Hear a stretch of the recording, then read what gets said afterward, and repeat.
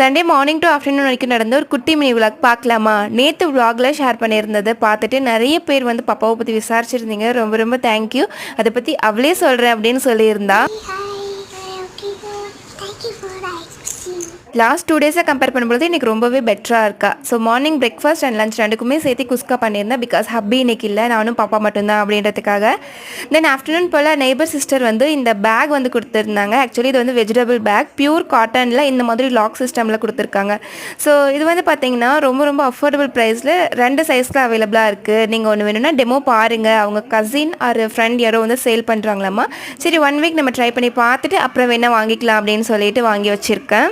இதோட complete review next வீக்கில் வந்து ஷேர் பண்ணுறேன். தென் வீட்டில் கொஞ்சம் லெமன் அதிகமாக இருந்தனால அதை கட் பண்ணி பிக்கலாக மாற்றுறதுக்கு கொஞ்சமாக உப்பு, மஞ்சத்தூள், மிளகாத்தூள் எல்லாம் போட்டு ஊற வச்சிருக்கேன். ஒரு 3 டேஸ்க்கு அப்புறம் வந்து நம்ம தாளிச்சிக்கலாம் அப்படின்னு சொல்லிட்டு. So that's it. வீடியோ பிடிச்சிருந்ததுன்னா ஷாரா சுமலைக்கன் சப்ஸ்கிரைப் பண்ணிக்கோங்க. பாய்.